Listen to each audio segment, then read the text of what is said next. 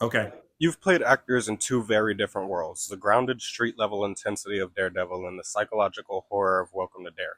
How does your approach Yes. change when you're stepping into fear driven stories versus crime driven dramas? Yeah, because I would say great question. Um, one, they're different styles. So it's like so the actors studio before the actors studio, Lee Strasberg and Meisner and people like Stella Adler, they all were a part of the group theater. And at the group theater, they would play games with each other, and they would say, "Let's do a Eugene O'Neill play like with Tennessee Williams values." Okay, yeah. And what they meant by that is that although Tennessee and Eugene O'Neill at times spoke about very similar things, stylistically and ultimately what Tennessee was genuinely trying to get at in all of his writing and Eugene O'Neill were very different. And so there's a different value that these two shows have, right? Marvel is stylistically, it's comics, and so you have to understand the value of comics, Ain't that the when truth? comics were written. Like, I don't necessarily know how well comics do today, but back then comics were huge because that was entertainment, right? That was Oh, yeah. that wasn't there was people weren't playing video games. That was what people did. People played. People read comics and they collected cards from baseball and football and stuff like Oh, that. Right. yeah, for sure. That was what people did, and so because of it, there's a certain style to it. And so what I did is my teacher, who teaches me acting and has taught me acting for over 10 years, made me watch things like different like comic shows and movies and read different things. Okay, Like that Dick makes sense. Tracy, I watched Dick Tracy because he wanted me to understand that there's a style of it. And if you don't understand the style of something, you can give something value that doesn't deserve value, Oh, yeah, right? 100%. Or if so, you have to know the style because the rhythm of something comes from the style, right? For example, if you're working on uh, Shakespeare and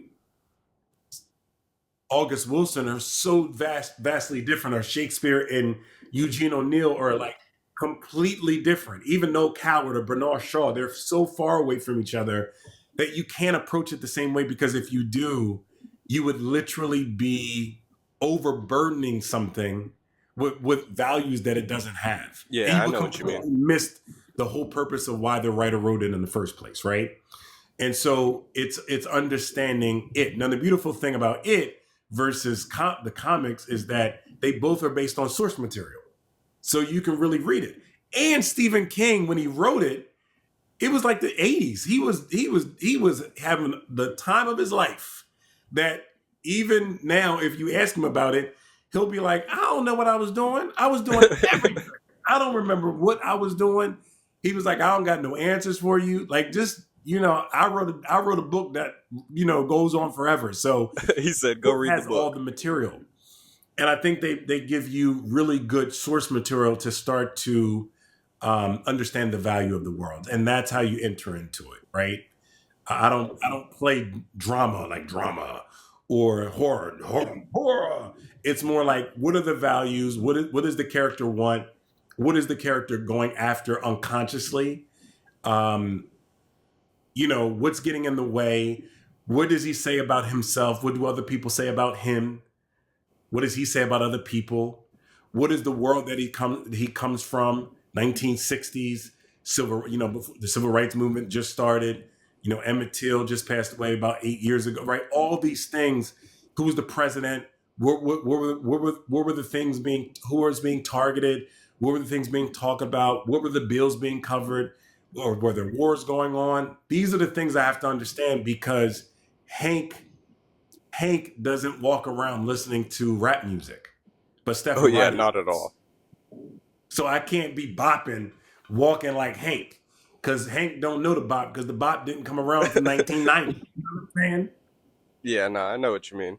So that's why you have to also look at yourself and be like, okay, some of these things I naturally do don't exist, and I have to. It's not erasing those things from myself, but it's like, if you are a DJ, you have to turn certain knobs down Oh yeah, so it so you sounds can right. hear other things. Oh yeah, it's like putting yourself in someone else's shoes. It's like being a man. It's kind of being a scientist. You have a hypothesis, and you have to constantly try to solve the hypothesis.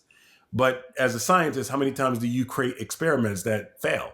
And that is the process of an actor. You're constantly trying out different things because the goal is that you're crafting a person, and you have to find the soul of the person and really why this person does what they do.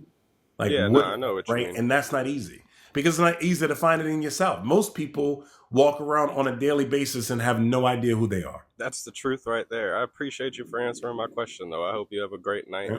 and keep up the great work.